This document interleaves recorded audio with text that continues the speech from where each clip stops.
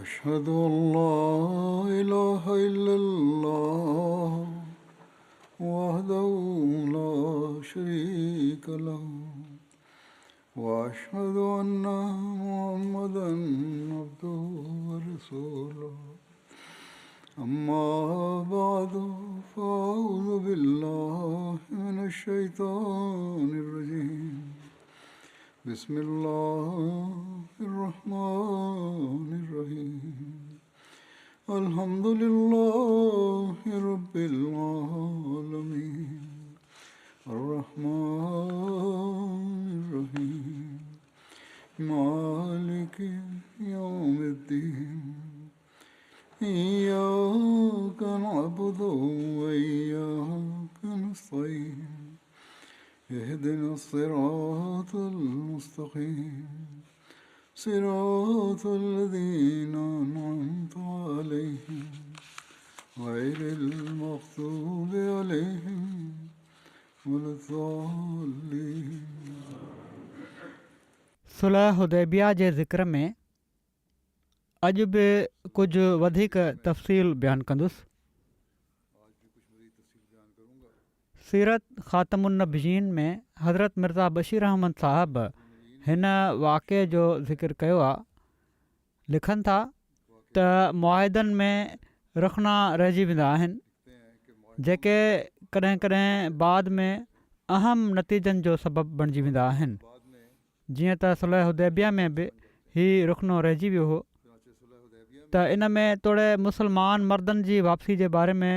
वाज़े तौर ते ज़िक्र हो, पर अहिड़ियुनि औरतुनि जो को ज़िक्र न हुयो जेके मके वारनि मां इस्लाम क़बूल करे मुसलमाननि में अची मिलनि. पर जल्दी अहिड़ा हालात रूनमा थियण लॻा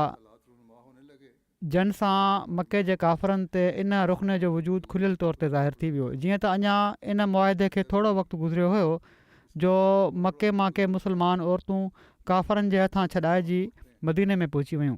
इन्हनि मां सभिनी खां पहिरें नंबर ते मके जे हिकिड़े फ़ौत थियल मुशरिक रहिस उक़बा बिन अबी मुऐद जी छोकिरी उम्मे कुलसूम हुई, जेका माउ तरफ़ां हज़रत उस्मान बिन अफ़ान जी भेण बि लॻे पई. उम्मे कुलसूम वॾी हिमत ॾेखारे पंधु मदीने पहुती. एॾो ड्रिघो सफ़र हिन औरत पंधु कयो ऐं पाण सॻोरनि सल्लल्लाहु अलैहि वसल्लम जी ख़िदमत में हाज़िर थी पंहिंजे इस्लाम जो इज़हार कयईं. पर उन जे पुठियां पुठियां उन जा ॿ वेझा माइट बि उनखे पकड़ण जे लाइ पहुची विया ऐं उन जी वापसी जो मुतालबो कयऊं. उन्हनि माण्हुनि जी हीअ दावा हुई त तोड़े मुआहिदे में मर्द जो लफ़्ज़ इस्तेमालु थियो आहे, पर दरअसल मुआहिदो आम आहे ऐं औरत ऐं मर्द ॿिन्ही ते हिकु जहिड़ो असरु रखे थो. पर उम्मे कुलसूम मुआहिदे जे लफ़्ज़नि खां अलावा इन बुनियाद ते बि औरतुनि जे मामले में इस्तिस्ना जी मुदई हुई त औरत हिकिड़ी कमज़ोर जिन्स सां तालुक़ु रखे थी ऐं हूअं बि मर्द जे मुक़ाबले में हिकिड़ी मातहत पोज़ीशन में हूंदी आहे. तंहिं करे उनखे वापसि मोटाइणु ॼण त रूहानी मौत जे मुंहं में उछलणु ऐं इस्लाम खां महरूम करणा. सो औरत जो इन मुआहिदे खां मुस्तस्ना सम्झियो वञणु सिर्फ़ु ऐन मुआहिदे जे मुताबिक़ ऐं पर अक़ली तौर ते बि इंसाफ़ जे वेझो ऐं ज़रूरी हो. तंहिं करे तबन ऐं इंसाफ़नि पाण सॻोरनि सल्लल्लाहु अलैहि वसल्लम उम्मे कुलसूम जे हक़ में फ़ैसिलो फ़रमायो ऐं उन जे माइटनि खे वापसि मोटाए छॾियऊं ऐं ख़ुदा ताला बि इन फ़ैसिले जी ताईद फ़रमाई. जीअं त उन्हनि ॾींहंनि में ही क़ुरानी आयतूं नाज़िल थियूं त जॾहिं का औरत इस्लाम जी दावा कंदे मदीने में अचे त उनखे चङी तरह आज़मायो ऐं जेकॾहिं हू नेक बख़्त ऐं मुख़लिस साबित थिए त पोइ उनखे काफ़रनि ॾांहुं हरगिज़ न मोटायो. पर जेकॾहिं उहा शादीशुदा हुजे त इन जो महर उन जे मुशरिक घर वारे खे ज़रूरु अदा कयो.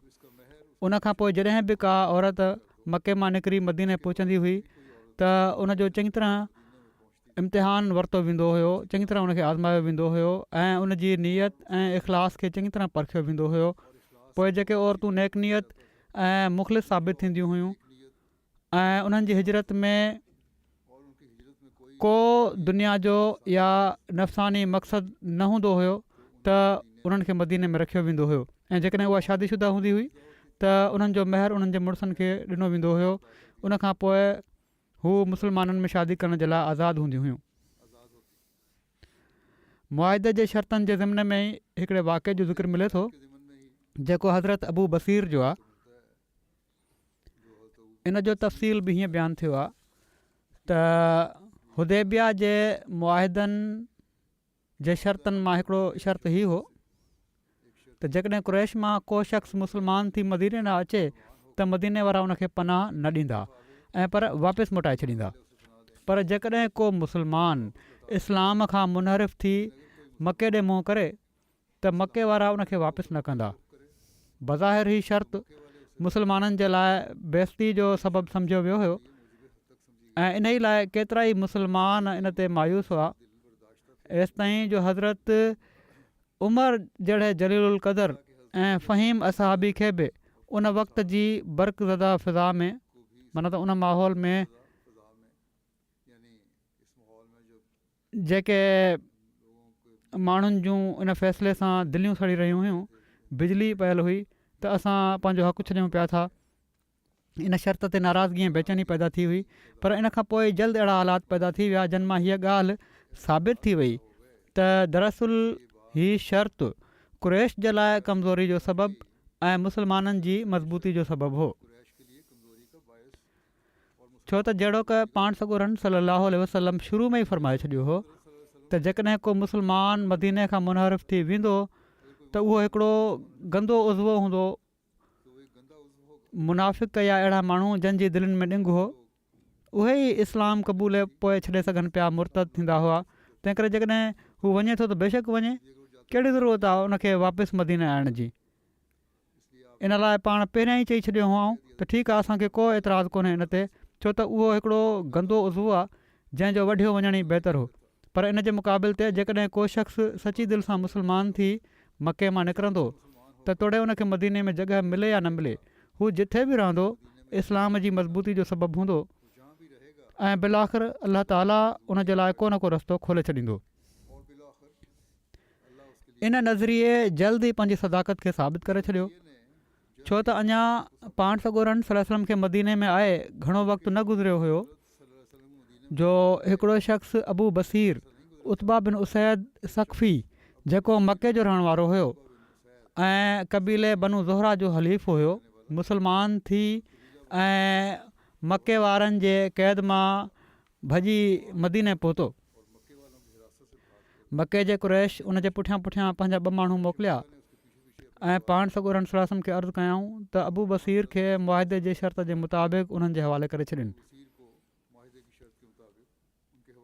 पाण सॻोरन सल्लल्लाहु अलैहि वसल्लम अबू बसीर खे घुरायो ऐं वापसि हले वञण जो हुकुम ॾिनऊं। अबू बसीर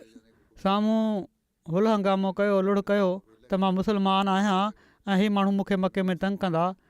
ऐं इस्लाम खां मुनहरिफ़ थियण जे लाइ जबर खां कमु वठंदा। पाण फरमायाऊं, असीं मुआहिदे जे करे लाचार आहियूं ऐं तोखे हिते नथा रखी सघूं, ऐं जेकॾहिं तूं ख़ुदा जी रज़ा ख़ातिर सब्र खां कमु वठंदे त ख़ुदा तुंहिंजे लाइ को रस्तो खोले छॾींदो। पर असां मजबूर आहियूं ऐं कंहिं सूरत में मुआहिदे जी ख़िलाफ़ वर्ज़ी नथा करे सघूं। केॾी पाबंदी हुई पाण सॻोरन सल्लल्लाहु अलैहि वसल्लम जी मुआहिदनि ते। मजबूरन अबू बसीर उन्हनि माण्हुनि सां गॾु वापसि रवानो थी वियो, पर छो त उन जी दिलि में इन ॻाल्हि जी सख़्तु दहशत हुई त मके पहुची उन ते क़िस्म क़िस्म जा ज़ुल्म कया वेंदा ऐं उनखे इस्लाम जहिड़ी नेमत खे लिकाए रखिणो पवंदो ऐं पर शायदि जबर ऐं तशदुद जे करे उनखे छॾिणो ई न पवे। तंहिं करे जॾहिं हीअ पार्टी ज़ुल्हुलैफ़ा पहुती जेको मदीने खां कुझु मेलनि जे मुफ़ासिले ते मके जे रस्ते ते आहे, त अबू बसीर वझ वठी पंहिंजे साथियुनि मां हिकिड़े खे जेको इन पार्टी जो रहिस हुयो क़तलु करे छॾियो ऐं परे न हो त ॿिए खे बि निशानो बणाए हा, पर उहो पंहिंजो सिर बचाए अहिड़ी तरह वठी भॻो जो अबू बसीर खां पहिरियां मदीने पहुची वियो। पुठियां पुठियां अबू बसीर बि मदीने अची पहुतो। जॾहिं हीउ शख़्स मदीने पहुतो त पाण सॻोरात सल्लल्लाहु अलैहि वसल्लम मस्जिद में वेठा हुआ ऐं उन जी ख़ौफ़ज़दा हालत खे ॾिसी पाण फरमायाऊं, लॻे थो त इन खे का ख़ौफ़ ऐं हिरास जी वॾी मुसीबत पहुती आहे ऐं इन सां गॾु ई उन पाण बि सहकंदे हज़ूर खे अर्ज़ु कयो त मुंहिंजो साथी मारिजी वियो आहे ऐं मां बि ॼण त मौत जे मुंहं में आहियां। पाण सॻोरन सल्लल्लाहु अलैहि वसल्लम उन खां वाक़ियो ॿुधो ऐं तसली ॾिनऊं। एतिरे में अबू बसीर खे बि तलवार हथ में हुई ऐं उहो बि अची हिते पहुतो ऐं ईंदे ई पाण सॻोरन सल्लल्लाहु अलैहि वसल्लम खे अर्ज़ु कयईं त या रसूल अल्लाह, तव्हां मूंखे कुरैश जे हवाले करे छॾियो हो ऐं तव्हांजी ज़िमेवारी ख़तमु थी वई, पर मूंखे ख़ुदा ज़ालिम क़ौम खां निजात ॾेई छॾी आहे ऐं हाणे तव्हां ते मुंहिंजी का ज़िमेवारी कान्हे। पाण यकदमि फरमायाऊं, वैलो उम्मेही मुसइरो हरबिन लौ कान लहू अहद, माना त उन जी माउ जे लाइ ख़राबी थिए। हीअ लफ़्ज़ अरबनि जे मुहावरे में लफ़्ज़ी मानाउनि खे नज़रअंदाज़ कंदे मलामत या ताजुब या नाराज़गी जे मौक़े ते ॻाल्हाया वेंदा आहिनि। हीउ शख़्स पाण फरमायाऊं त हीउ शख़्स त जंग जी बाहि भड़काए पियो थो, काश को उनखे संभालण वारो हुजे। अबू बसीर हीउ लफ़्ज़ ॿुधा त सम्झी वियो त पाण सॻोरा सल्लल्लाहु अलैहि वसल्लम उनखे बहरहाल मुआदे जे करे वापसि वञण जो इरशाद फरमाईंदा, जीअं त इन बारे में बुख़ारी जा लफ़्ज़ ई आहिनि। फलम्मा समय ज़ालिक अरफ़ अन्नहू सा यरुद्दोहू इलैहिम, माना त जॾहिं अबू बसीर पाण सॻोरन सल्लल्लाहु अलैहि वसल्लम जा हीउ लफ़्ज़ ॿुधा त सम्झी वियो त पाण बहरहाल उनखे मके वारनि ॾांहुं वापसि मोकिले छॾींदा। तंहिं करे हू उतां चुप करे उतां हलियो वियो ऐं मके वञण जे बदिरां जिथे उनखे जिस्मानी ऐं रुहानी ॿई मौत नज़र अचनि पिया, बुहैरा अहमर जे साहिल तरफ़ हटी करे सीफुल बहर में पहुची वियो। जॾहिं मके जे ॿियनि मख़फ़ी ऐं कमज़ोर मुस्लमाननि खे हीअ ख़बर पई त अबू बसीर हिकिड़ो अलॻि ठिकाणो बणाए वरितो आहे, त उहे बि आस्ते आस्ते मके मां निकिरी निकिरी सीफुल बहर में पहुची विया। उन्हनि माण्हुनि में मके जे रहिस सुहेल बिन अमर जो पुटु अबू जंदल बि हो। पाण सॻोरन सल्लल्लाहु अलैहि वसल्लम उनखे हुदैबिया खां वापसि मोटाए छॾियो हुयो। उनजो ज़िक्र पोएं भेरे थियो हुयो। आस्ते आस्ते हिननि माण्हुनि जो अंगु 70 जे वेझो या किन रिवायतुनि जे मुताबिक़ 300 ताईं पहुची वियो ऐं अहिड़ी तरह ॼण त मदीने खां अलावा हिकिड़ी ॿी इस्लामी रियासत बि वजूद में अची वई, जेका मज़हबनि त पाण सॻोरन सल्लल्लाहु अलैहि वसल्लम जे मातहत हुई, पर सियासतनि जुदा ऐं आज़ादु हुई। छो त हिकिड़े पासे हिजाज़ जी हदुनि में हिकिड़े अलॻि ऐं आज़ादु सियासी निज़ाम जो मौजूदु हुअणु कुरैश जे लाइ ख़तरे जो सबबु हुयो ऐं ॿिए पासे सीफुल बहर जा मुहाजिर मके जे कुरैश खां ॾाढो ज़ख़्म खाधल हुआ। तंहिं करे अञा घणो वक़्तु न गुज़रियो हुयो जो इन्हनि सैफुल बहर जे मुहाजिरनि ऐं मके जे कुरैश जे तालुकात तक़रीबन उहा ई सूरत अख़्तियार करे वरिती जेका शुरू में मदीने जे मुहाजिरनि जे बारे में पैदा थी हुई। ऐं छो त सीफुल बहर उन रस्ते जे बिल्कुलु वेझो हुयो जेको मदीने खां शाम ॾांहुं वञे पियो, तंहिं करे कुरैश जा काफ़िला ऐं इहे मुहाजिर आम्हूं साम्हूं थियणु लॻा। इन नई जंग जल्दी कुरैश जे लाइ ख़तरनाक सूरत अख़्तियार करे वरिती, छो त पहिरियों त कुरैश पहिरियुनि जंगुनि जे करे कमज़ोर थी चुका हुआ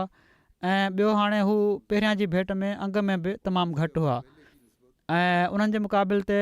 सैफुल बहर जी इस्लामी रियासत जेका अबू बसीर ऐं अबू जंदल जहिड़े जानफरोशन जी कमान में हुई, ईमान जे ताज़े जोश ऐं पंहिंजे गुज़िरियल ज़ुल्मनि जी तलख़ यादुनि में इन बरक़ी ताक़त सां भरियल हुई जेका कंहिं मुक़ाबले खे का शइ नथी सम्झे। नतीजो हीउ निकितो जो थोरे वक़्त में ई कुरैश हथियार फिटो करे छॾिया ऐं अबू बसीर जी पार्टी जे हमलनि खां तंग थी पाण सॻोरन सल्लल्लाहु अलैहि वसल्लम जी ख़िदमत में हिकिड़ी सफ़ारत जे ज़रिए दरख़्वास्त कयाऊं ऐं पंहिंजी मिटरी माइटरी जो वास्तो ॾेई अर्ज़ु कयाऊं त सीफुल बहर जे मुहाजिरनि खे मदीने घुराए पंहिंजे सियासी इंतिज़ाम में शामिलु करे वठो ऐं साण ई सुलह हुदैबिया जे इन शर्त खे त मके जे नौ मुस्लिमनि खे मदीने में पनाह न ॾिनी वेंदी पंहिंजी ख़ुशीअ सां मनसूख़ करे छॾियाऊं। हीअ शर्त बि उन्हनि पाण ख़तमु करे छॾियो त जेको मुस्लमान थी मदीने अचे उनखे वापसि मोटायो वञे। उन्हनि चयो ठीकु आहे, तव्हां रखो बेशक।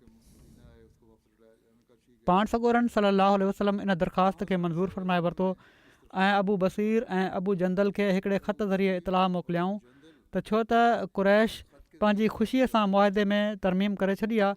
तंहिं करे हाणे उन्हनि खे मदीने में हले अचणु घुरिजे। तव्हां माण्हू हिते मदीने हलिया अचो। जॾहिं पाण सॻोरन सल्लल्लाहु अलैहि वसल्लम जो एलची सैफुल बहर पहुतो त उन वक़्तु अबू बसीर बीमार थी बिस्तरे ते हो ऐं हालति नाज़ुक थी रही हुई। अबू बसीर पाण सॻोरन सल्लल्लाहु अलैहि वसल्लम जे मुबारक ख़त खे वॾे शौक़ सां पंहिंजे हथ में झले रखियो ऐं थोरी देरि खां पोइ इन ई हालति में सिर ॾिनऊं। उन्हनि जी वफ़ात थी वई ऐं उनखां पोइ अबू जंदल ऐं उन जा साथी पंहिंजे हिन बाहिम्मत ऐं जवान मर्द अमीर खे सैफुल बहर में ई दफ़न करे ख़ुशी ऐं ग़म जे मख़लूत जज़्बात सां पाण सॻोरन सल्लल्लाहु अलैहि वसल्लम जी ख़िदमत में पहुची विया। ग़म इन लाइ जो हिननि जो बहादुर लीडर अबू बसीर जेको उन वाक़े जो हीरो हुयो पाण सॻोरन सल्लल्लाहु अलैहि वसल्लम जा पेर चुमण खां महरूम रहियो ऐं ख़ुशी इन ॻाल्हि ते त हू ख़ुदि पंहिंजे आका जे क़दमनि में पहुची विया ऐं कुरैश जे खूनी मुक़ाबले खां निजात मिली। ग़ैर मुस्लिम मौरिख़ आदत मुताबिक़ तारीख़ खे मरोटे सरोटे इस्लाम ते एतिराज़ कंदा रहंदा आहिनि। सुलह हुदैबिया जे तालुक़ में बि ईसाई मौरिख़नि जे एतिराज़नि जो ज़िक्र मिले थो। इन ज़िम्न में हज़रत मिर्ज़ा बशीर अहमद साहब लिखियो आहे त ग़ालिबन पाण सॻोरन सल्लल्लाहु अलैहि वसल्लम जी सवाने जो को अहम वाक़ियो अहिड़ो नाहे जंहिंखे मसीही मौरिख़ीन बिना एतिराज़ जे छॾियो हुजे ऐं सुलह हुदैबिया जो वाक़ियो बि इन ई कुलीअ हेठि अचे थो। किन ज़िमनी ऐं ग़ैर अहम एतिराज़नि खे नज़रअंदाज़ कंदे ईसाई मुसनिफ़नि सुलह हुदैबिया जे तालुक़ में 2 एतिराज़ कया आहिनि। पहिरियों ही त पाण सॻोरन सल्लल्लाहु अलैहि वसल्लम सुलह हुदैबिया जे शर्तनि मां औरतुनि खे मुस्तस्ना क़रार ॾिनो आहे। हीअ मुआदे जे शर्तनि जी रूह खां जाइज़ न हो छो त मुआदे जा लफ़्ज़ आम हुआ जंहिंमें मर्द औरत सभई शामिल हुआ। ॿियो ही एतिराज़ त अबू बसीर जे वाक़े जे तालुक़ में पाण सॻोरन सल्लल्लाहु अलैहि वसल्लम मुआदे जे रूह खे टोड़ियो आहे ऐं पर अबू बसीर खे ही इशारो ॾेई त हू मके में वापसि वञण जे बदिरां हिकिड़ी अलॻि पार्टी बणाए पंहिंजो कमु करे सघे थो। इन मुआदे जी भञकड़ी कयऊं त इन्हनि एतिराज़नि जे जवाब में सभिनी खां पहिरीं ॻाल्हि त हीअ यादि रखणु घुरिजे त हीउ मुआदो मके जे कुरैश सां थियो हुयो ऐं मके जा कुरैश उहा क़ौम हुई जेके इस्लाम जी शुरूआति खां ई पाण सॻोरन सल्लल्लाहु अलैहि वसल्लम जे ख़िलाफ़ु जंग जी हालति में रही हुई। ऐं जॾहिं मुआदो थी रहियो हुयो उन वक़्तु बि असां ॾिसूं था त जेके उन्हनि जा नुमाइंदा हुआ उहे कहिड़ी तरह नंढियुनि नंढियुनि ॻाल्हियुनि ते हुज़ूर खे रोके रहिया हुआ। पर बहरहाल ॻाल्हि ॻाल्हि ते एतिराज़ करणु ऐं तानो ॾियण जी आदी हुई हीअ क़ौम। हूअं बि का परे जी ग़ैर क़ौम न हुई ऐं पर पाण सॻोरन सल्लल्लाहु अलैहि वसल्लम जी पंहिंजी क़ौम हुई जंहिंखे समूरे हालात जो पूरो पूरो इल्मु हो। कुरैश जिन सां मुआदो थियो हुयो उहे त पंहिंजा ई माण्हू हुआ, पाण सॻोरन सल्लल्लाहु अलैहि वसल्लम जी क़ौम हुआ। हर शइ जो उन्हनि खे इल्मु बि हुयो ऐं वॾे तफ़सील सां उन्हनि मुआदो बि तइ कयो हुयो। तंहिं करे हीअ चवणु त औरत मर्द शामिल हुआ उन्हनि खे बि ख़बर हुई त शामिल हुआ या न हुआ शामिल। बहरहाल ऐं पोइ लिखनि था त पोइ मुआदे जे शर्तनि जा समूरा तफ़सील ऐं उन्हनि जो मुकमल पस मंज़र बि उन्हनि जी अखियुनि जे साम्हूं हो। सो जॾहिं मके जे कुरैश जेके मुआदे जी धुर हुआ उन्हनि पाण सॻोरन सल्लल्लाहु अलैहि वसल्लम जे इन फ़ैल ते एतिराज़ न कयो ऐं उनखे मुआदे जे ख़िलाफ़ु न सम्झो त 1300 सालनि खां बाद में अचण वारनि माण्हुनि खे जंहिंजी अखियुनि खां केतिरा ई जुज़ी तफ़सील ॻुझा आहिनि ऐं उन्हनि खे इन मुआदे जे पस मंज़र ते बि पूरी तरह आगाही कान्हे, एतिराज़ जो हक़ कहिड़ी तरह पैदा थी सघे थो। उन्हनि मुशरिकनि ते एतिराज़ कोन कयो। अॼुकल्ह जा मुस्तशरिक़ एतिराज़ कनि था इस्लाम ते एतिराज़ करण वारा। हीअ त धुर धणी सुस्त पर उन जा हिमायती तकड़ा वारो मामिलो थियो ऐं जन सां हीउ मामिलो गुज़रियो उहे त उनखे सही करार ॾेई ख़ामोश रहनि था, पर 1300 सालनि खां बाद में अचण वारनि ॼण त आसमान मथे ते खणी रखियो आहे। आख़िरी छा सबबु आहे जो बावजूदि इन जे जो क़ुर ऐं हदीस ऐं अरब जी तारीख़ इन्हनि एतिराज़नि सां भरिया पिया आहिनि जेके मके जा काफ़र ऐं ॿिया अरब जा काफ़र पाण सॻोरन सल्लल्लाहु अलैहि वसल्लम ऐं इस्लाम जे ख़िलाफ़ु कंदा हुआ। पर हीउ ज़िक्र कंहिं हंधि नथो अचे त मुस्लमाननि ते सुलह हुदैबिया जी ख़िलाफ़ वर्ज़ी जो इल्ज़ाम हयो हुजनि। हिकिड़े वॾे वक़्त ताईं को एतिराज़ु न लॻो। अॼु हिननि खे ख़बर पइजी रही आहे त एतिराज़ु कयो। इन खां अलावा हीअ ॻाल्हि तमामु मज़बूत शाहिदी मां साबित आहे त जॾहिं सुलह हुदैबिया खां पोइ पाण सॻोरन सल्लल्लाहु अलैहि वसल्लम कैसर रूम ॾांहुं तबलीगी ख़त लिखियो ऐं उन वक़्तु इत्तफ़ाक़ सां अबू सुफ़ियान बिन हर्ब मके जो रइस बि शाम वियल हो ऐं हिरकल रूम जे शहनशाह उनखे पंहिंजे दरबार में घुराए पाण सॻोरन सल्लल्लाहु अलैहि वसल्लम जे बारे में कुझु सुवाल पुछा। जन मां हिकिड़ो सुवाल हीउ बि हुयो त छा तव्हांजे क़ौम जे इन नबूअत जे दावेदार कॾहिं कंहिं मुआदे जी भञकड़ी कई आहे? त इन सुवाल जे जवाब में अबू सुफ़ियान जेको उन वक़्तु रासुल मुनकरीन सरदार हुयो मुनकरनि जो ऐं इस्लाम जो तमामु शदीद तरीन दुश्मन हुयो, जेके लफ़्ज़ चयाईं उहे ई हुआ त न मोहम्मद सल्लल्लाहु अलैहि वसल्लम कॾहिं बि कंहिं मुआदे जी भञकड़ी नाहे कई। हा, अॼुकल्ह उन सां असांजो हिकिड़े मुआदे जी मियाद हले पई थी ऐं मां नथो चई सघां त इन मुआदे जी पुॼाणी ताईं उन तरफ़ां कहिड़ी ॻाल्हि ज़ाहिर थिए। अबू सुफ़ियान चए थो त इन सॼी ॻाल्हि ॿोल में मुंहिंजे लाइ इन फ़िक्रे खे वधाए छॾण खां सवाइ ॿियो को मौक़ो न हुयो जो मां पाण सॻोरन सल्लल्लाहु अलैहि वसल्लम जे ख़िलाफ़ु हिरकल जी दिलि में को इम्कानी शक पैदा करे सघां। अबू सुफ़ियान ऐं हिरकल जी हीअ ॻाल्हि ॿोल सुलह हुदैबिया जे फ़ौरन बाद न थी हुई ऐं पर पाण सॻोरन सल्लल्लाहु अलैहि वसल्लम तरफ़ां हिरकल जे नाले तबलीगी ख़त तयारु करे रवानो करणु ऐं पोइ इन ख़त जे हिरकल ताईं पहुचणु ऐं पोइ हिरकल तरफ़ां दरबार मुनक़िद थियणु ऐं अबू सुफ़ियान खे ॻोल्हे पंहिंजे दरबार में घुराइण वग़ैरह में लाज़मन टाइम लॻो हूंदो, छो त सफ़र बि के सवला न हूंदा हुआ उन ज़माने में ऐं अकुल जे वेझो ई आहे त उन वक़्त ताईं अबू बसीर जे मदीने में भॼी अचणु ऐं उम्मे कुलसूम वग़ैरह मुस्लमान औरतुनि जे मके मां निकिरी मदीने पहुची वञण जा वाक़िया थी चुका हूंदा। इन ई लाइ सभई मौरिख़ अबू बसीर ऐं उम्मे कुलसूम जे वाक़े खे पहिरियां ऐं कैसर रूम वारे ख़त वारे वाक़े खे उन खां पोइ बयानु कनि था, पर बावजूद इन जे अबू सुफ़ियान हिरकल जे दरबार में पाण सॻोरन सल्लल्लाहु अलैहि वसल्लम जे ख़िलाफ़ु वाइदे ख़िलाफ़ी जो इल्ज़ाम न हणी सघियो। हालांकि उन जा लफ़्ज़ ॿुधाइनि था त उन जी हीअ ख़्वाहिश हुई त जेकॾहिं कुझु करे सघां त की न की ॿाहियां, पर बावजूद इन जे 1300 सालनि खां पोइ पैदा थियण वारा नक़ाद जेके आहिनि पाण सॻोरन सल्लल्लाहु अलैहि वसल्लम ते वाइदे ख़िलाफ़ी जो इल्ज़ाम हणंदे ख़ुदा जो ख़ौफ़ महसूसु नथा कनि। अफ़सोस सद अफ़सोस। पोइ जेकॾहिं इन्हनि एतिराज़नि जे तफ़सील में वञूं त उन्हनि जी कमज़ोरी अञा बि वधीक नुमायां थी वञे। मिसाल तौरु पहिरियों एतिराज़ हीअ आहे त दरअसल मुआदे में मर्द ऐं औरत ॿई शामिल हुआ, पर पाण सॻोरन सल्लल्लाहु अलैहि वसल्लम ज़ोरावरी करे औरतुनि खे मुस्तस्ना करार ॾिनो, पर जहिड़ो की असां बयानु करे चुका आहियूं, हिते पहिरियां बयानु थियो आहे त हीउ एतिराज़ु बिल्कुलु ग़लति ऐं बेबुनियाद आहे, छो त मुआदे जा उहे लफ़्ज़ जेके तमामु सही रिवायत में बयानु थिया आहिनि उन्हनि में वज़ाहत सां मज़कूर आहे त मुआदे में सिर्फ़ु मर्द मुराद हुआ,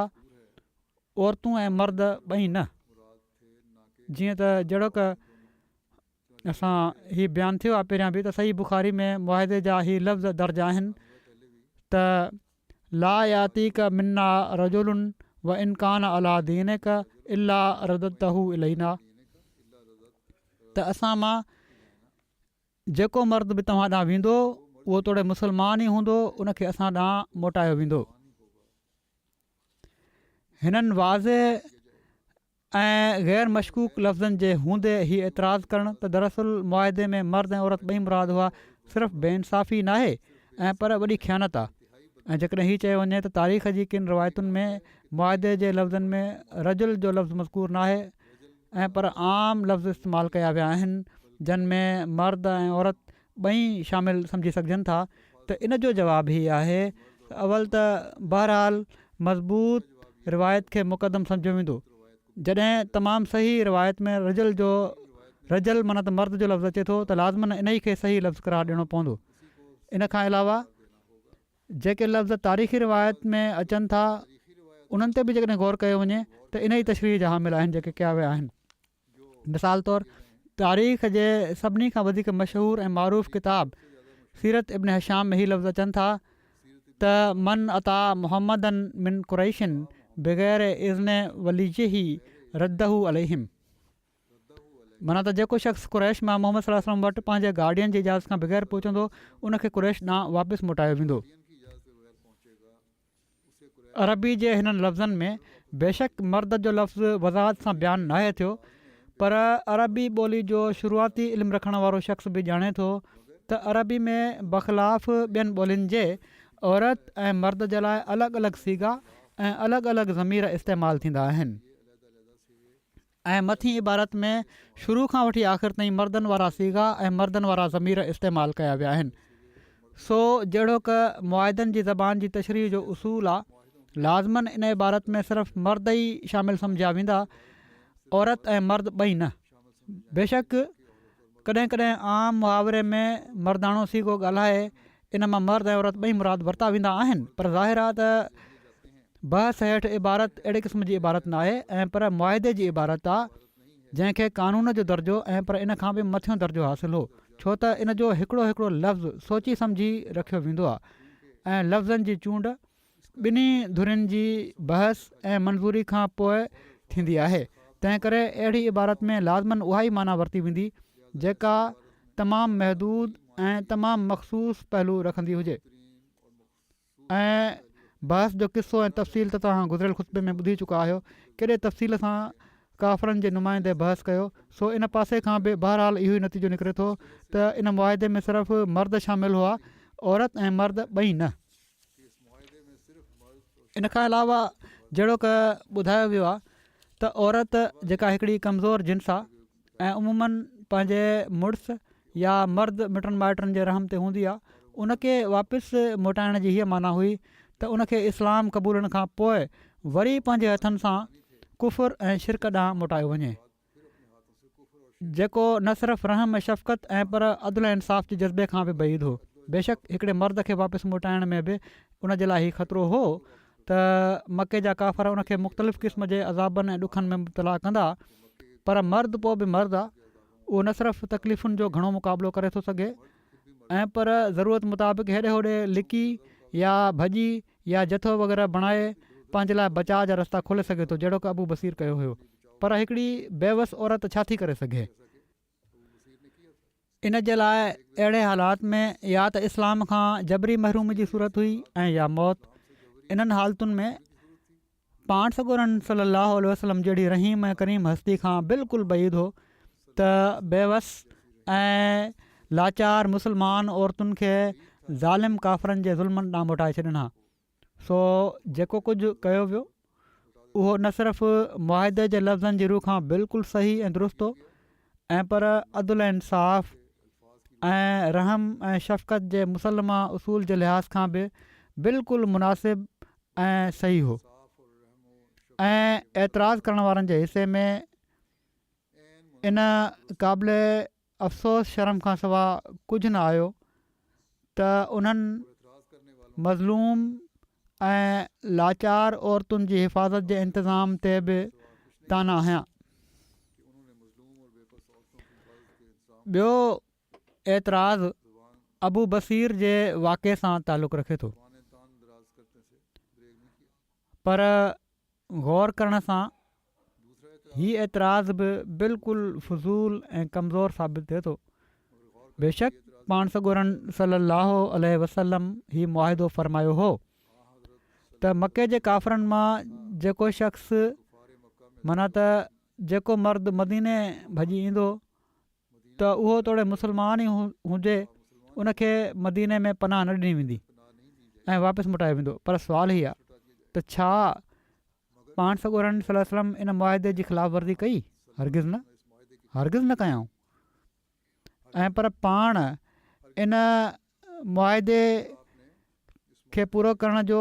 अहिड़ो कामिल ऐं शानदार नमूनो ॾेखारियऊं जो दुनिया इन जो मिसाल आणण खां लाचार आहे। गौर कयो, ॾिसो त अबू बसीर इस्लाम जी सदाकत जो क़ाइल थी मके मां भॼे थो, काफ़रनि जे ज़ुल्मनि खां महफ़ूज़ थियण ऐं पंहिंजो ईमान बचाइण जे लाइ लिकंदे लिकंदे मदीने में पहुची थो वञे, पर इन जा ज़ालिम मिट माइट बि उन जे पुठियां पुठियां पहुचनि था ऐं उनखे तलवार जे ज़ोर ते इस्लाम जी सदाकत खां मुनहरिफ़ करण जे लाइ ज़ोरी वापसि वठी वञणु चाहिनि था। इन ते ही ॿई धुरियूं पाण सॻोरनि सलाहु वसलम जी ख़िदमत में हाज़िर थियनि थियूं। अबू बसीर वेठल आवाज़ ऐं हिसायल अंदाज़ में अर्ज़ु थो करे त या रसूलल्लाह, मूंखे ख़ुदा इस्लाम जी नेमत सां नवाज़ियो आहे ऐं मके वापसि वञण में जेको ॾुख ऐं ख़तरे जी ज़िंदगी मुंहिंजे साम्हूं आहे उनखे तव्हां ॼाणो था। ख़ुदा जे लाइ मूंखे वापसि न मोटायो, पर इन जे मुक़ाबिल ते अबू बसीर जा माइट पाण सॻोरनि सलाहु वसलम खां मुतालबो था कनि त तव्हांजो ऐं असांजो मुआदो आहे त असांजो जेको माण्हू बि मदीने ईंदो उनखे वापसि मोटायो वेंदो। अबू बसीर जो ॾुख ऐं पंहिंजे असहाबनि जी गैरत हुज़ूर जी अखियुनि जे साम्हूं आहे सलाहु वसलम, ऐं ख़ुदि पाण सॻोरनि सलम जा पंहिंजा जज़्बात हुज़ूर जी दिलि में तलातुम बर्पा कनि पिया था। सख़्तु सदमो हुयो हुज़ूर जी दिलि में, पर ही अमानत ऐं दयानत जो मुजस्मो पाण सॻोरा सलम पंहिंजे अहद ते जबल वांगुरु क़ाइमु रहंदे फ़रमाए थो। पाण फ़रमाइनि था ऐं कहिड़नि प्यारनि लफ़्ज़नि में फ़रमाइनि था त ए अबू बसीर, तोखे ख़बर आहे त असां हिननि माण्हुनि खे पंहिंजो अहद पैमान ॾेई चुका आहियूं ऐं असांजे मज़हब में वाइदे ख़िलाफ़ी जाइज़ न आहे। ॾिसो, जान बि कंहिंजी जान जो सुवालु आहे, पर पाण फ़रमाइनि था त असांजे मज़हब में वाइदे ख़िलाफ़ी जाइज़ न आहे। हाणे असां जेके नंढनि नंढनि अहदनि खे टोड़े छॾींदा आहियूं, असांखे गौर करणु घुरिजे त असांजी कहिड़ी ईमानी हालत आहे। वरी पाण फ़रमायाऊं, सो तूं हिननि माण्हुनि सां गॾु हलियो वञु, पोइ जेकॾहिं तूं सबुर ऐं इस्तक़लाल सां इस्लाम ते क़ाइमु रहंदे त ख़ुदा तुंहिंजे लाइ ऐं तो जहिड़नि ॿियनि लाचार मुस्लमाननि जे लाइ पाण को निजात जो रस्तो खोले छॾींदो। ऐं उहो निजात जो रस्तो पोइ असां ॾिठो त खुली वियो। इन पाण सॻोरनि सलम जे इरशाद ते अबू बसीर मके वारनि सां गॾु वापसि हलियो वियो, ऐं जॾहिं हू रस्ते में पंहिंजे क़ैद करण वारनि सां लड़ाई में ग़ालिब थी ॿीहर वापसि आयो त पाण सॻोरनि सलम उनखे ॾिसंदे ई कावड़ में फ़रमायो, वैलो उमेही मुसइरो हरबिन लवकान लहू अहद। माना त ख़राबी हुजे उन माउ जे लाइ, हीउ शख़्स त लड़ाई जी बाहि भड़काए पियो थो, काश इनखे को संभालण वारो हुजे। हीउ लफ़्ज़ ॿुधंदे ई अबू बसीर हीउ यकीन थो करे वठे त पाण सॻोरा सलाहु वसलम इनखे बहरहाल वापसि मोटाए छॾींदा ऐं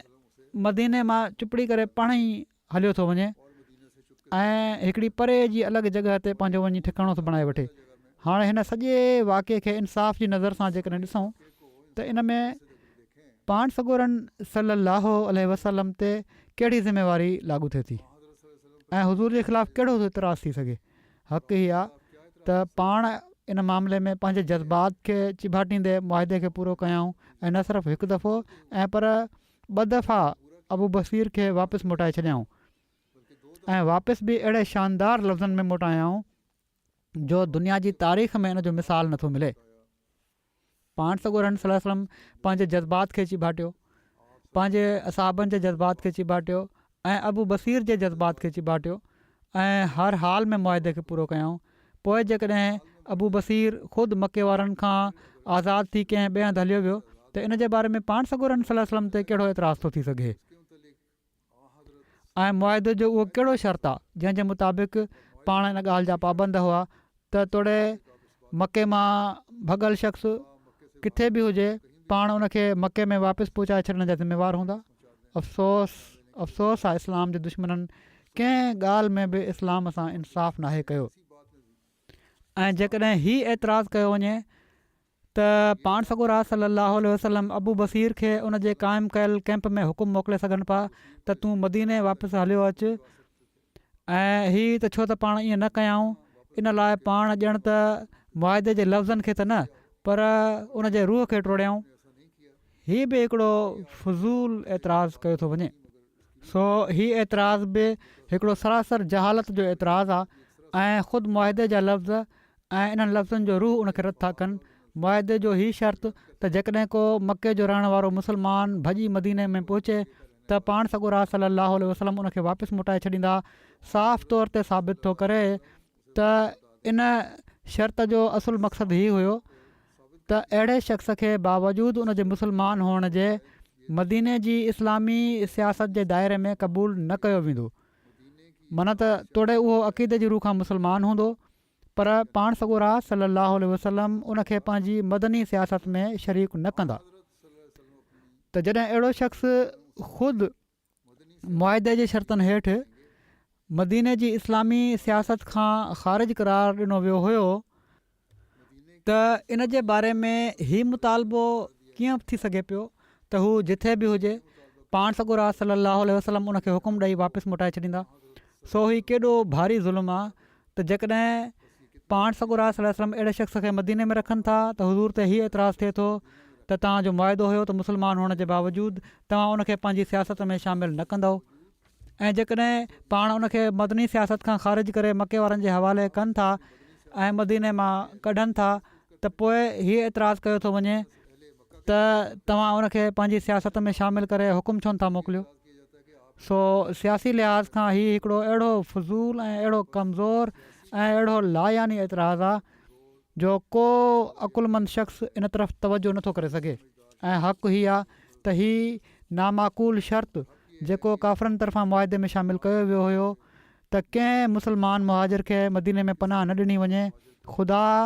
इन ई खे उन्हनि जे लाइ अज़ाब बणाए ॿुधाए छॾियो त असांजे रसूल त बहरहाल मुआदे जी पाबंदी कई, पर तव्हां पंहिंजे रस्ते में पाण कंडा विछाया ऐं ख़ुदि पंहिंजे ई ठाहियल हथियार सां पंहिंजा हथ वढिया।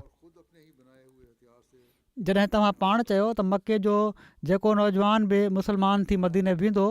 उनखे पाण सॻोरा सलाहु वसलम मदीने में न रखंदा ऐं हीअ त हू मदीने जी सियासत खां ख़ारिज सम्झो वेंदो, त पोइ इन ई मुंहं सां तव्हां हीउ मुतालबो कीअं था करे सघो त हीअ मदनी सियासत खां ख़ारिज माण्हू जिथे जिथे बि हुजनि उन्हनि खे पाण सॻोरा वसलम हुकुम ॾेई ऐं उन्हनि ते पंहिंजी सियासत क़ाइमु करे मके पहुचाइनि। बिल्कुलु जाहिलाणी ॻाल्हि आहे। तव्हां पाण ई शर्त पेश कयो त पाण सॻोरा सलाहु वसलम अहिड़नि माण्हुनि जे रूहनि ते ऐं उन्हनि जे आख़िरी ज़माने जे मामलनि ते त बेशक हुकूमत कंदा, पर उन्हनि जी सियासत ऐं दुनिया जे मामलनि ते हाकिम न बणिजंदा। सियासी लिहाज़ खां, हुकूमती लिहाज़ खां, क़ानूनी लिहाज़ खां हुज़ूर जो उन्हनि ते हक़ु न हूंदो। हा, बेशक उहे मुस्लमान आहिनि, रूहानी तौर ते हू पाण सॻोरनि सलम जी बैत में शामिलु थिया, मुस्लमान थिया, मोमिन चवराईंदा, पर ख़ुदि उन्हनि शर्त रखियो हुयो त सियासी लिहाज़ खां तव्हांजा न हूंदा, जेको पाण मञी वरिताऊं त ठीकु आहे, न हूंदा। ऐं जॾहिं तव्हां ख़ुदि उन्हनि खे पाण सॻोरनि सलम जी सियासत खां कढी छॾियो त पोइ पाण सॻोरनि सलम ते एतिराज़ु छा जो आहे। बहरहाल हीउ कुरैश जो पंहिंजो मकर हुयो जेको ख़ुदि उन्हनि ते ई मोटी किरियो ऐं पाण सॻोरनि सलाहु वसलम जो दामन बहर सूरत पाक हो ऐं पाक रहियो। पाण मुआदे जे लफ़्ज़नि खे बि पूरो कयऊं ऐं अबू बसीर खे मके वारनि जे हवाले कंदे मदीने मां मोकिले छॾियऊं ऐं पोइ पाण मुआदे जे रूह खे बि पूरो कयऊं त जहिड़ो क इन शर्त जो असुलु मक़सदु हो। पाण अबू बसीर ऐं उनजे साथियुनि खे पंहिंजी सियासत जे दायरे खां ख़ारिज रखियऊं। सो पाण हर पासे खां सचा रहिया ऐं मके जा काफ़र पंहिंजे ई विछायल ॼार में पाण फासी पिया ऐं बिलाख़िर ख़ुदि ज़लील थी हुज़ूर वटि आया त असां हिन शर्त खे मुआदे खां ख़ारिज था कयूं। ऐं हीअ चवणु त पाण सॻोरनि सलम हीअ लफ़्ज़ चई त वैलो उमे ही मुसइरो हरबिन लौकान लहू अहद, माना त इन जी माउ जे लाइ ख़राबी हुजे, हीउ शख़्स त जंग जी बाहि भड़काए पियो थो, काश को हिन खे संभालण वारो हुजे। अबू बसीर खे हीउ इशारो कयऊं, हीउ एतिराज़ बि कनि था त हिननि लफ़्ज़नि में अबू बसीर खे हीउ इशारो कयऊं त तूं अलॻि पार्टी ठाहे कुरैश सां जंग शुरू करे ॾे। केॾो ज़ुल्म ऐं केॾी गंदी ज़हनियत आहे ऐं पेश अचण वारे हालात खां केॾी जहालत आहे। हीउ लफ़्ज़ त पाण सॻोरनि सलम जी सदाकत ऐं नावाजिब जंग खां हुज़ूर जी बेज़ारी जो वाज़े सबूत आहिनि। पाण चयऊं त हीउ छा जंग भड़काइणु चाहे थो, हीउ न इशारो कयऊं त तूं जंग भड़काए। ऐं इन ॻाल्हि खे साबित कनि था हीउ लफ़्ज़ त पाण अबू बसीर जे इन फ़ेल खां बरी हुअणु ऐं बेज़ारी जो इज़हार फ़रमाए रहिया आहिनि, हीउ न त उनखे को ॻुझो इशारो ॾेई जंग ते उभारणु चाहिनि था। ऐं जेकॾहिं को शख़्स हीउ सम्झे जहिड़ो क सर विलियम म्योर सम्झो आहे त पाण सॻोरनि सलम जा आख़िरी लफ़्ज़ लौकान लहू अहद जी माना बि हीअ बि थी सघे थी त जेकॾहिं इनखे को साथी मिली वञे। ऐं इन मां पतो लॻे थो त हुज़ूर जो इहो ई मक़सदु हुयो त जेकॾहिं अबू बसीर खे को साथी मिली वञे त हू जंग जी बाहि भड़काए सघे थो। ऐं अहिड़ी तरह इन कलाम में ॼण त जंग खे भड़काइण जो इशारो मिले थो त इन जो ई जवाबु आहे त पहिरियों त जेका माना असां कई आहे उहा अरबी मुहावरे जे बिल्कुलु मुताबिक़ आहे जेका असां तारीख़ में बयानु कई आहे, जंहिंजा मिसाल हदीस में बि तमामु घणा मिलनि था। इन खां अलावा जेकॾहिं बिलफर्ज़ ॿी माना कई बि वञे जहिड़ी तरह विलियम म्योर करणु चाहिनि था, त पोइ बि इबारत जे सियाको सबाक हेठि इन फ़िक्रे जो मतिलबु इन खां सवाइ ॿियो कोन थो वठी सघिजे त जेकॾहिं अबू बसीर खे को हमख़्याल साथी मिली वञे त हीअ जंग जी बाहि भड़काए छॾे, पर शुक्र आहे त हिन खे मदीने में को अहिड़ो साथी मुयसरु कोन्हे। सो इन मां बि त हीअ थो निकिरे न त जेकॾहिं मिली वञे त ठीकु आहे, पर असां वटि त को साथी कोन्हे अहिड़ो जेको हिन जी मदद करे। सो तोड़े का बि माना वरिती वञे हिन इबारत जो सियाको सबाक ऐं इन जा शुरूआती टुकड़ा इन ॻाल्हि जो काफ़ी शाफ़ी सबूत आहिनि त पाण सॻोरनि सलाहु जो मक़सदु अबू बसीर खे मलामत करणु हुयो, जंग जे लाइ उभारणु न हो। छा पंहिंजे कलाम खे इन कावड़ ऐं मलामत जे लफ़्ज़नि खां शुरू करण वारो शख़्स त फ़लाणे शख़्स जी माउ जे लाइ ख़राबी हुजे, हू त जंग जी बाहि भड़काइण वारो आहे, इन जे मान बाद अहिड़े क़िस्म जा लफ़्ज़ वात ते आणे सघे थो त हा जंग जी बाहि भड़काए। आख़िर इहो एतिराज़ु करण जे शौक़ में अकुल त न छॾाए वञणु घुरिजे, पर बज़ाहिर हीअ जेके ओरिएंटलिस्ट आहिनि, मुस्तशरिक़ आहिनि, पढ़ियलु लिखियलु पंहिंजो पाण खे चवनि था, पर हिते जॾहिं पाण सॻोरनि सलाहु जी ज़ात जो सुवालु थो अचे, इस्लाम जी तारीख़ जो सुवालु थो अचे, त बिल्कुलु अकुल खां ख़ाली ॻाल्हियूं करणु लॻी पवंदा आहिनि। पोइ सभिनी खां वॾी ॻाल्हि हीअ ॾिसण वारी आहे त ख़ुदि अबू बसीर ते पाण सॻोरनि सलाहु वसलम जे हिननि लफ़्ज़नि कहिड़ो असरु कयो ऐं उन हिननि लफ़्ज़नि मां हज़ूर जो छा मतिलबु सम्झो। सो इन ई जे बारे में हिन ई रिवायत में हीअ लफ़्ज़ अचनि था त फलम्मा समय ज़ालिक अरफ़ अन्नहु सयारुद्दुहु इलैहिम, माना त जॾहिं अबू बसीर पाण सॻोरनि सलाहु जा हीअ लफ़्ज़ ॿुधा त उहो सम्झी वियो त पाण बहरहाल उनखे मके वारनि ॾांहुं वापसि मोटाए छॾींदा, जंहिं ते हू चुपड़ी करे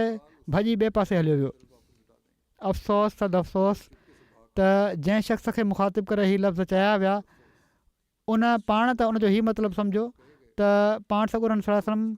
उन जे इन फ़ेल खे नापसंदि कयो आहे ऐं पाण सॻोरा सलाहु बहरहाल उनखे मके ॾांहुं वापसि मोटाए छॾींदा। पर असांजा 1300 सालनि खां पोइ अचण वारा महिरबान हीअ चवनि पिया था त दरअसल पाण अबू बसीर खे अलॻि टोलो ठाहे जंग करण लाइ भड़कायो हुअऊं। तअसुब जो सत्यानास थिए, बेइंसाफ़ी जी बि का हद हुअणु घुरिजे। इंसाफ़ जे दावेदारनि जा इहे ई ॿिटा मयार आहिनि हमेशह खां,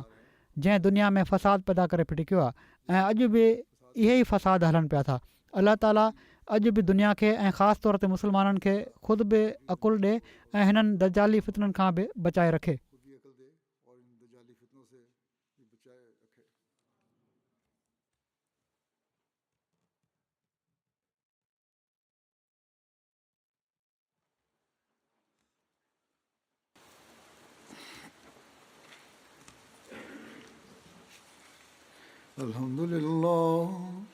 अल्हम्दुलिल्लाह नहमदुहु व नस्तईनुहु व नस्तगफिरुहु व नुमिनु बिही व नतवक्कलु अलैहि व नऊज़ु बिल्लाहि मिन शुरूरि अनफुसिना व मिन सय्यिआति अअमालिना मन यहदिहिल्लाहु फला मुदिल्ल लहु वमन युद्लिल्हु फला हादिय लहु ونشهد أن لا إله إلا الله ونشهد أن محمدا عبده ورسوله عباد الله رحمكم الله إن الله يأمر بالعدل والإحسان وإيتاء ذي القربى وينهى عن الفحشاء والمنكر والبغي يعظكم لعلكم تذكرون اذكروا الله يذكركم